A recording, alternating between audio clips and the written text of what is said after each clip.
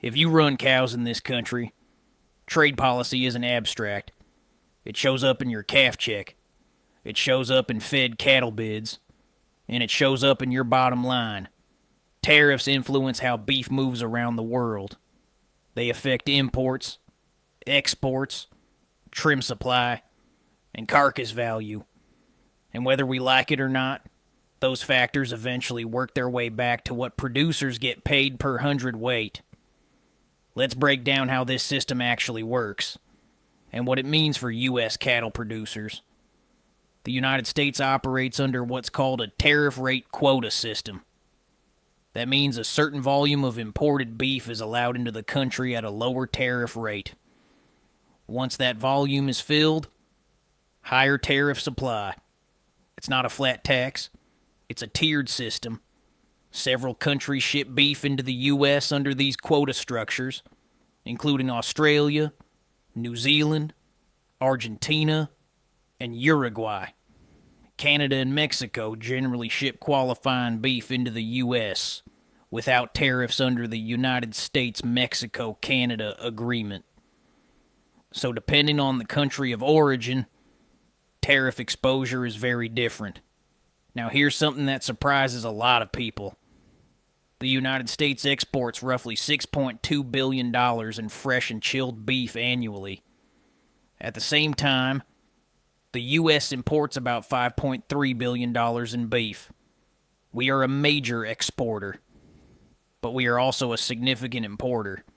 In 2024, imported beef accounted for roughly 22% of total U.S. beef consumption. That is not a small share.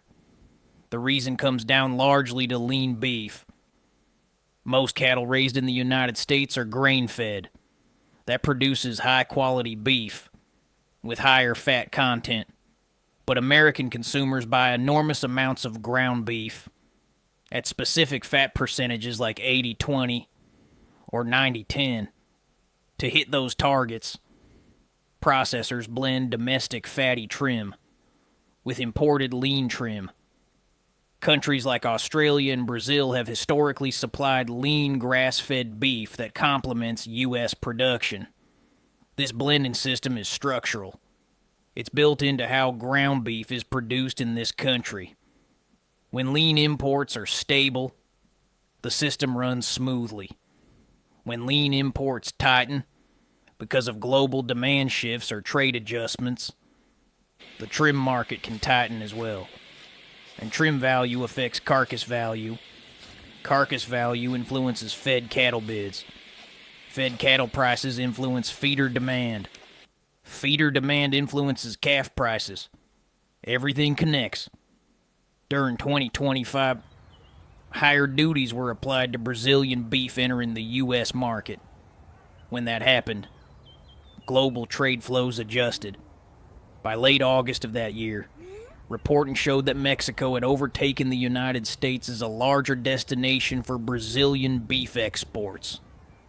That's how global protein markets function. Beef moves where it is most competitive.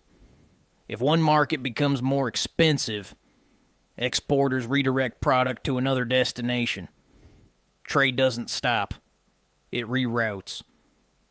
That rerouting can influence supply availability in the U.S., especially in lean trim categories.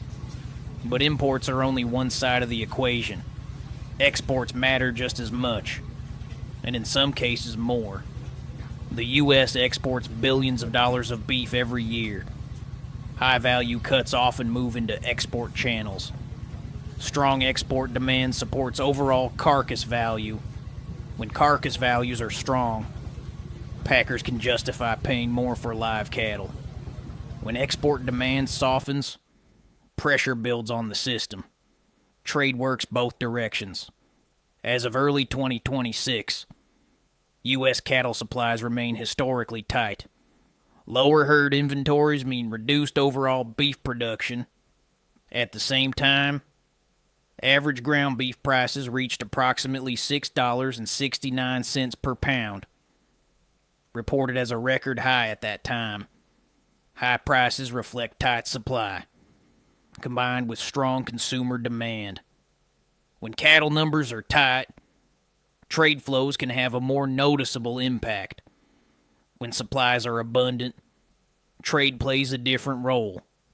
Right now, we are operating in a tight cattle environment. For ranchers, the key question is how all of this translates back to the ranch. Carcass value drives fed cattle pricing. Fed cattle pricing drives feeder demand. Feeder demand drives calf prices. Imports influence trim supply.